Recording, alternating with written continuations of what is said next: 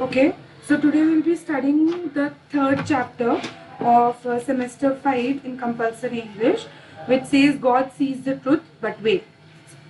Okay, so this is the third chapter written by Tolstoy. So firstly we'll talk about the author. So Leo Tolstoy is a prominent Russian writer of his time, and he is one of the persons who has written well-known novels, which includes War and Peace and Anna Karenina. Okay, so these are considered to be as the classics of world literature, and he has a countless short stories, and he has also wrote many plays and essays. Okay, so he was a social reformer and a moral thinker also. So he was born into a very well-known family, and later he renounced his aristocratic roots and privileges and started working for education and betterment of laborers and farmers. So when you talk about God sees the truth but waits, so this story is about Ivan Dmitrich, and he was sent to a prison for a murder he didn't even commit it. Okay, so as a young man, Ivan was he was a drunkard and used to drink a lot. So, but he was never a violent person. So I'll just give you a gist about this story. Then you can read in your book called Exploring New Horizons. So when starting with this, so in the Russia town of Vladimir, the setting of the short story is Vladimir. So Ivan was a successful merchant, and he used to live with his wife and his children. So one summer, as Ivan sets off for Nizhny fair, so he went to a fair to sell his goods. So Ivan's wife warns him not to go, for she had some nightmare in which he returned with grey hair. So Ivan laughs off her concern that the nightmare was a facade, and he interprets the dreams as a sign of luck. So he thought that it was a sign of luck that he returned with a grey hair. So halfway to the town, Ivan encounters a fellow merchant whom he befriends. He becomes friend with him. So the two stop for a night at an inn where they have tea together and sleep in adjoining rooms, means room next to the other room. So Ivan rises before dawn and sets off with his horses and coachman while the air is cool. After 25 miles, he stops to feed his horses. Okay. So in the next part, during this break, two soldiers accompanied by an official arrive and they start questioning Ivan. So they ask him about the relationship he had with the merchant he met previous night, before revealing to him that the merchant was found dead with his throat slit. Since the two rooms were next to each other, it seems only natural that Ivan might know something. So Ivan trembles in fear when the official searches his belongings and removes a blood-stained knife from his bag. So the men bind and arrest Ivan. His wife visits him in jail and faints at the sight of him being dressed as a criminal. So he says that they must sign up some petitions at the Tsar. So Tsar is basically, when you talk about Tsar, Tsar is some ceremonial name used for monarchs of Russia. Okay, so to which she says she has already tried, but there is no avail of the petition. So she asks him if he has actually committed the murder, and for this Ivan weeps a lot, because even if his wife suspects that he is the murderer, so he thinks that after she leaves that only God knows the truth, but it is only to God that he should appeal. So he stopped signing up the petitions. He puts his faith in God and accepts his sentencing and ceremonial flogging. So he is sent to work in Siberian mines. Over 26 years in Siberia, Ivan transfers himself into a pious old man. His hair turns white, his beard grows long, he walks with difficulty, he never laughs. So he prays often, and among other prisoners he develops a reputation as a meek and a fair man, means as a saint. So one day a newly arrived inmate named Makar, who is about the same age as Ivan, comes to the jail from the same hometown, that is Valdemir. So when he comes back, so he gives an account about him, how he's brought to Siberian's jail. So he was suspected of stealing a horse when in reality he had only borrowed it. Okay, so nevertheless he was convicted and imprisoned. The irony is that he had gotten away with doing something much worse earlier in his life. So Ivan suspects the man is responsible for framing him. So he was actually the murderer of the merchant for which Ivan has been jailed. So he questions Makar, who cryptically responds in a way that confirms Ivan's suspicion that he is truly that man. So Ivan remembers everything he has lost and is plunged into misery. Okay, so he longs for a way to get revenge but resolves to stay away from the man, or even look in his direction. After 2 weeks unable to sleep, Ivan strolls the prison when he discovers that Makar is digging a hole in the where he's sleeping under that shelf. So Makar angrily offers Ivan escape and threatens to kill him should he tell the authorities about that particular hole. So Ivan says Makar has already taken his life and he shall do as God directs him. So soldiers discover the hole the next day. The governor arrives to question prisoner. None of them admit to knowing anything about that particular hole. After wrestling with his desires for revenge, Ivan declines to say what he knows about Makar's involvement in that particular digging of the hole. So that night, Ivan is about to nod off in his bunk, that is where he sleeps, when Makar comes nearby and sits beside him. So Makar bends over and whispers a plea of forgiveness. So he confesses that it was he who killed the other merchant and stole his money. He then planted the knife so that Ivan would become the suspect. He falls to his knees and begs for forgiveness, so promising to confess to the crime so that Ivan will go free. The old man replies that his life is already over and he has nowhere to go because his wife died and now his children even don't remember him. So at the sight of Makar's tears, Ivan weeps himself. So Makar begs again for forgiveness. Ivan tells him that God will forgive him and that perhaps he himself is 100 times worse. Having said this, Ivan feels a lightness enters his body. He no longer desires to go home or leave the prison. He wants only to die in peace. So again, then Makar confesses to the governor and the officials arrange Ivan's release. However, Ivan passes away in peace before the order for his release is executed. So the story's moral is that whatever the God has directed for anybody in the whole life is something which will happen to you. So forgiveness is the fragrance that the violet sheds on the heel that has crushed it. It is written by Mark Twain. The underlying theme of the story is power of forgiveness. So what according to you enables Ivan to forgive Makar for a sin that has practically ruined his life? So when you read this story and when you understand the transformation that has helped Ivan to discover himself is the spiritual transformation. So the total loss of hope, any thoughts of revenge, it has only helped him to be a pure person and a pious person. Okay. So now we shall discuss the question and answers.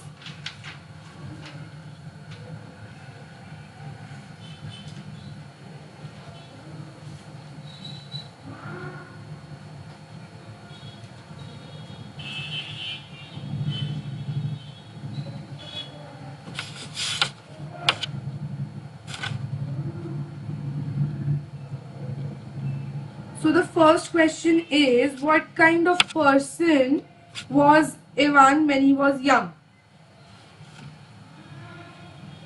So, Ivan was a very handsome, fair-headed, curly-headed fellow, full of fun and very fond of singing. He was a young man. He had been given to when quite a young man, he had been given to drink and was notorious when he had too much of it. But after he got married, he gave up drinking, except now and then. Okay. So the next question is, why did his wife try to prevent Ivan from going to the fair? So Ivan decides to go to the Nizhny fair one summer, but before he is about to go there, he's stopped by his wife, and when she tells Ivan that you shouldn't start this journey because she had a nightmare of him returning with grey hair. Okay, so the next question is, what did the police find in Ivan's bag on his way to the Nizhny fair? So on the way back, when he was going to the Nizhny fair and he meets that particular merchant, so the police finds a blood-shedded knife in his bag. So the next is, how did Ivan react when the police officer accused him of murder? So Ivan is suspected because he left the inn before dawn and where he and that particular merchant stayed, and also the officer found a blood-stained knife in his bag while searching. So he was panicked and he trembled. Where was Ivan sent and for how many years? So he was sent to Siberian labor camp and he stayed there for 26 years of his life. So remaining 26 years where he loses his youthful cheerfulness and he became deeply spiritual. So he spent 26 years of his life at the Siberian labor camp. Okay. Why did Ivan refuse to tell the governor about Marker's plan to escape? So according to him, every decision of God needs enough time. So Ivan believes that God sees the truth but waits. This was Ivan's realization by the end of the story. So the next question is, what kind of relation did his fellow convicts have with Ivan? So yes, the police officer had sufficient evidence to convict Ivan. So Ivan suspected because he left the inn before dawn and he and the merchant stayed. And also they found a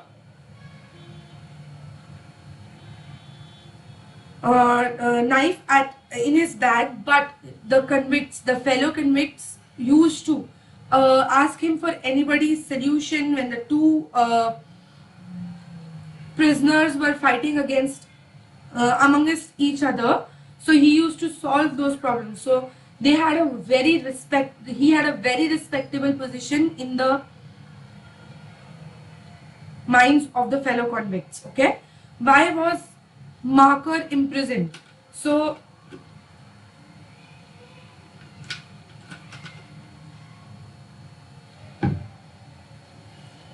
according to the story, so Marker was imprisoned because he was convicted by a thought that he has stolen somebody's horse, but eventually he has borrowed that particular horse. So the reason eventually was that he has stolen a horse. What made Ivan guess that Marker had something to do with the murder he himself had been accused of? So Ivan finally comes face to face with Marker and soon realizes that he is the real murderer. So engulfed with anger, Ivan is restless and about his next course of action. But in the meanwhile, he catches Marker red-handed for building a tunnel where he's sure that he was the person who has murdered that other merchant, and he previous night searched for some proofs where he got to know that yes, he is the real murderer for that merchant. So the next question is, why did Marker threaten to kill Ivan? What was Ivan's reaction to his threat? So As he comes to know that he has digged a hole, so he threatens him with a dire consequences, to which Ivan replies he couldn't care any less, as he's been robbed of his, as Marker has robbed his youth, and he has spent 26 years in the jail. So this was his particular reaction to the threats which were given to him by Marco. Why did Marco finally confess to killing the merchant? So Marco confesses his crime to Ivan and begs for pardon, his forgiveness. So he volunteers to confess to the prison authorities about his past crime, for which Ivan was falsely imprisoned, and he does so too. But by then Ivan is dead. So the next question is, trace the course of events that led to Ivan's imprisonment. So Ivan Dimitrich sets out on a journey despite his wife's insistence that he doesn't travel due to his nightmare. He is soon falsely charged for murder and imprisoned for 26 years of his life. Even his wife doubts his innocence and moves on with her life with her children. It is then that Ivan realizes that no one else except God knows the truth apart him, and it is in him that he must place his trust and hope in. Ivan earns the love and respect of his peers in the jail, and then look up to him for, and where they look up to him for his opinion, views, judgment for any issues. He is also chosen as the mediator between the jail authorities and the prison inmates. So Ivan finally comes face to face with Makar and soon realizes that he is the real murderer.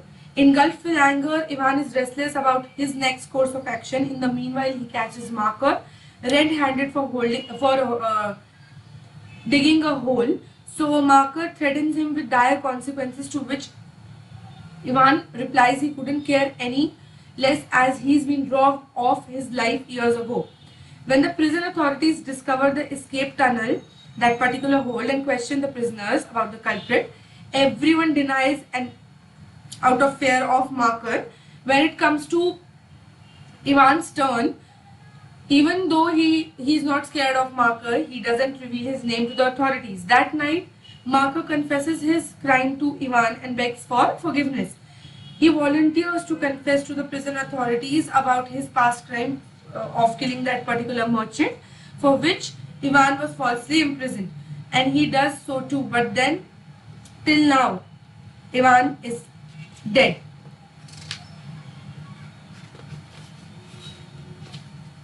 So the story has a clear picture about taking a normal stand to choose love, kindness and forgiveness in times of hatred and injustice. Ivan might have been physically dead at that time, but his evolution as a human being spiritually set him free forever. Okay, so the next question is, Ivan said to himself, it seems that only God can know the truth. It is to him alone we must appeal, and from him alone accept mercy. Do you think God was merciful to Ivan? So Leo Tolstoy is a Russian author considered among the greatest authors of all times. He has been nominated several times for Nobel Prize in literature and peace categories for several years, but never won, and considered a highly controversial omission. So Tolstoy's famous work includes War and Peace, Anna Karenina, and he has written over a dozen of short stories, several novellas, plays and essays. So he has been a significant influence on the lives of Mahatma Gandhi and Martin Luther as well. So when he tells about the story of Ivan, and when he sets off to a journey, despite his wife tells him that he shouldn't do that, he is soon falsely charged for a murder and imprisoned for 26 long years. Even his wife doubts his innocence and moves on with her life with their children. It is then that Ivan realizes that no one else except God knows the truth about him, and it is in him that he must place his trust in God, where he earns love, respect of his peer in the jail, and thus they look up to him for their opinions. So yes, he has